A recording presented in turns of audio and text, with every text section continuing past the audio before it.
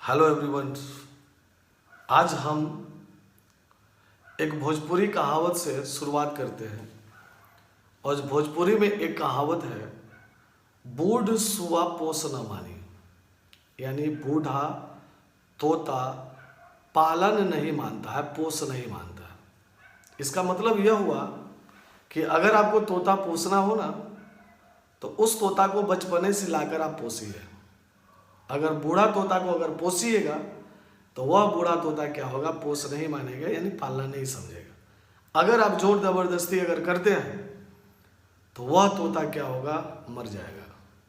यानी कहने का मतलब क्या, वह तोता पहले आज़ाद था और आप उसको क्या कर रहे हैं, पिंजरा में बंद कर रहे हैं। भले आप उसका कितना भी अच्छा ढंग से पालन करने के लिए चाह रहे हैं, तो तभी भी वह आपका पोस नहीं समझेगा, आपका पालन नहीं समझेगा।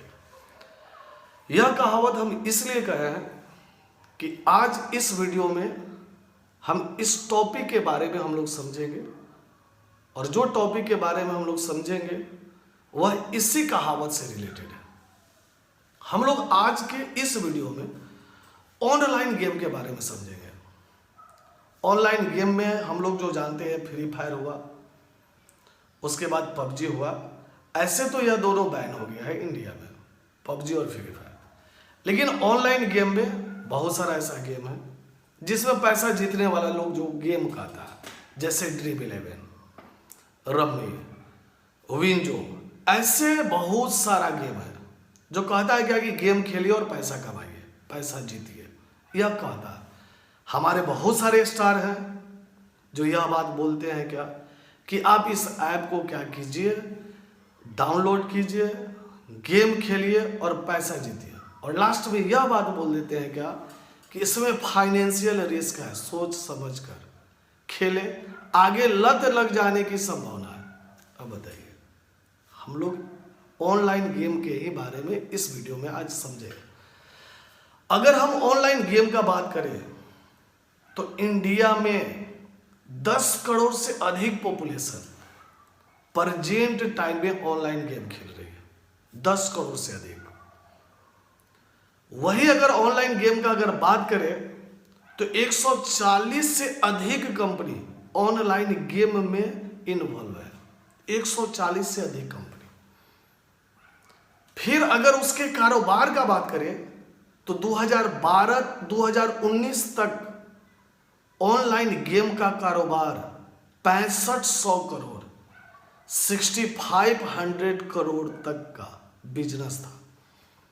और वही 2022 में इसका कारोबार 18,700 करोड़ तक पहुंचने की संभावना है।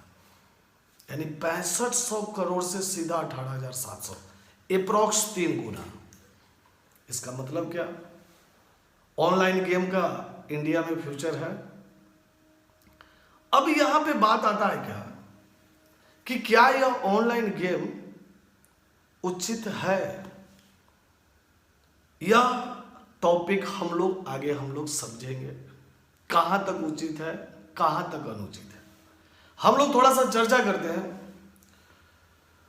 कुछ दिनों पहले तमिलनाडु सरकार ने इस ऑनलाइन गेम यानी ड्रीम 11, ये सब जो भी है, उस पर क्या कर दिया था, बैन लगा दिया था। लेकिन तमिलनाडु हाई कोर्ट ने क्या किया, उस बैन को खारिज कर दिया, फिर से वहां पे चालू हो गया। फिर कुछ साल पहले क्या, पिछले साल का बात है, कर्नाटक सरकार ने एक पार्टिकुलर कानून पारित किया, और वह पार्टिकुलर कानून वह ऑनलाइन गेम के ही संबंध में था।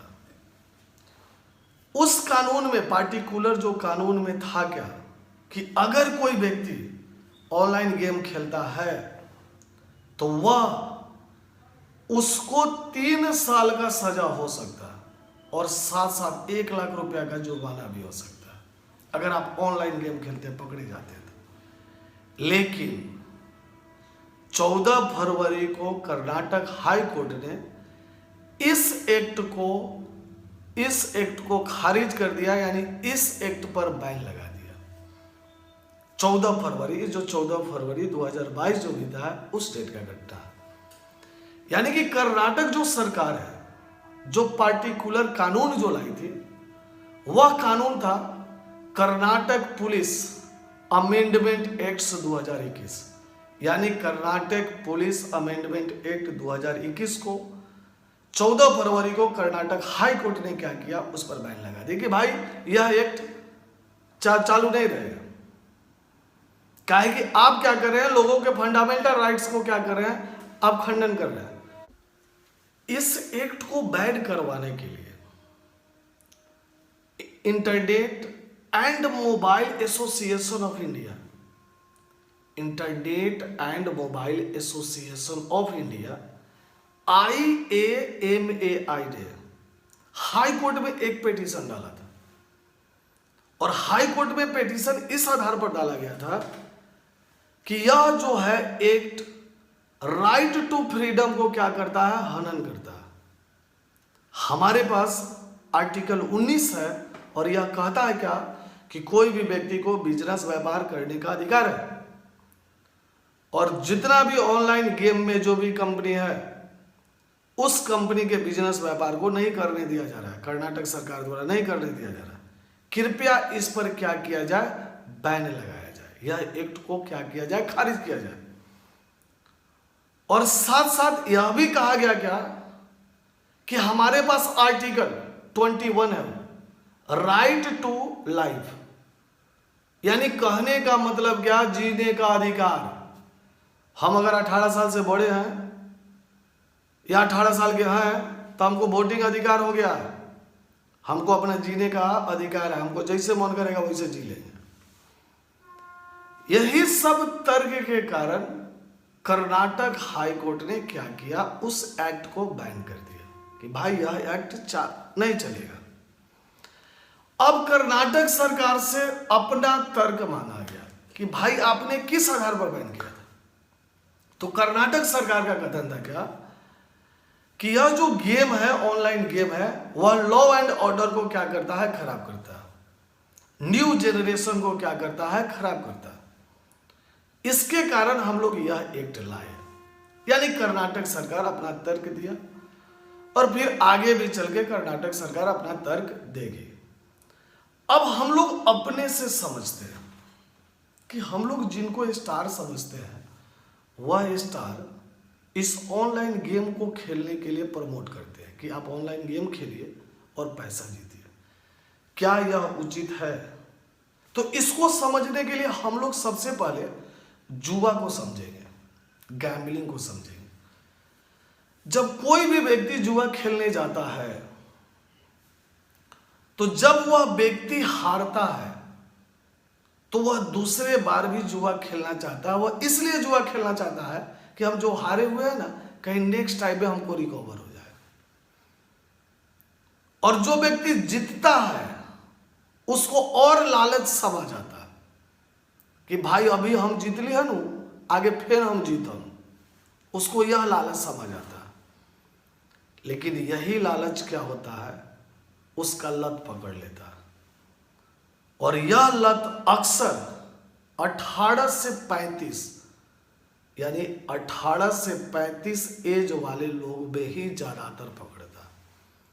और जबकि वह सबसे गोल्डन एज होता है, और इसी गोल्डन एज में अगर किसी को इस जुआ खेलने का लत अगर लग जाए तो इसका मतलब क्या है कि उसका लाइफ बर्बाद हो जाएगा।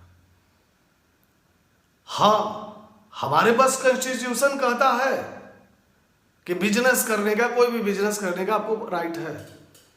आप यह कहते हैं कि ठीक है ऑनलाइन आप जुआ नहीं खेलवाइएगा तो ऑफलाइन भी जुआ नहीं खेलवाइए। ऑफलाइन भी जुआ क्यों चालू किया? ये भाई ऑफलाइन जुआ जो है उसमें कोई भी आदमी सोच समझ कर जाता है, उसमें मैच्योर्ड पर्सन जाता है ऑफलाइन गेम में। जैसे अगर हम लोग कैसीनो का ही बात करते हैं तो कैसीनो में क्या जाता है, धिया पुता नहीं जाता है। और आप यहाँ पे ऑनलाइन गेम लाकर धिया पुता को बर्बाद करने का सोच रहे हैं, उसको 5 रुपया का लॉलीपॉप थमा दे रहे हैं और कह रहे हैं क्या कि तुम 1 करोड़ रुपया तक जीत सकते हो, तुम 7 करोड़ रुपया तक जीत सकते हो। इसका मतलब क्या?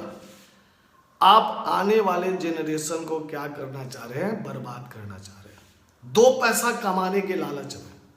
ये मेरा अपना व्यक्तिगत मानना है। आप कहिएगा कि नहीं, हम तो पहले ही उसको क्या करते हैं कि पहले ही हम लोग वैधानिक सूचना दे देते हैं कि हाँ इसको लत लग जाने का संभावना है। ए भाई, अब कह रहे हैं कि लत लग जाने का संभावना है, आप बड़का बड़का सपना पहले ही दिखा दे रहे हैं। एक 18 साल का युवा, एक 20 साल का युवा, एक 22 साल का युवा क्या समझेगा? उसको तो अलगे गर्व छटका हुआ रहता है कि उसको यही सोच रहता है कि कितना जल्दी हम अरबपति बन जाए, और सीधा आप करोड़पति बनाने का उसका चक्कर दिखाते। तो स्वाभाविक वो पैसा लगाएगा, धीरे धीरे उसका लत ऐसा ना हो जाएगा कि क्या होगा, वह अपना फ्यूचर बर्बाद कर लेगा। तो जहां तक मेरा मानना है, ये जो ऑनलाइन गेम है, इस गेम को मेरा अपना व्यक्तिगत मानना है, इसको एक एज लिमिट करके अगर खिलवाना है तो उसका एज बढ़ा के 18 साल एज ना करके उसको क्या किया जाए, 35 साल या 40 साल अगर कर दिया जाए कि हाँ जिसको अगर खेलने का मन है, ठीक है भाई, आपके पास पार्ट टाइम अगर समय बचता है तो आप क्या कर सकते हो, गेम खेल सकते हैं, हंसते खेलते 5 रुपये 10 रुपये आप हार सकते हैं। लेकिन आप जो 18 साल से ही आप उसको क्या कर रहे हैं, उसको ऑनलाइन गेम खिलवाना चाह रहे हैं, उसको करोड़पति बनवाना चाह रहे हैं, तो मेरे समझ से वह गलत है। हमारे समझ से इसमें एज का जो रिस्ट्रिक्शन है उसको क्या किया जाए, उसको बढ़ाया जाए। 18 साल का कोई भी युवा है, वो उसका न्यू जनरेशन होता है, वो उसका नया खून होता है, उसका सपना बहुत बड़ा बड़ा सपना होता है, और आप उसको डाइवर्ट कर रहे हैं। यानी कहने का मतलब क्या है कि वह पढ़ने वाला लड़का को आप दूसरे फील्ड में आप डाइवर्ट कर रहे हैं, उसको जुएरी बना रहे हैं। तो मेरा मानना है क्या कि सरकार को यहाँ पे कदम उठाना चाहिए, और सरकार को यहाँ पे एज जो है, एज को बढ़ा देना चाहिए। इस संबंध में बहुत सारा ऐसा रिपोर्ट है,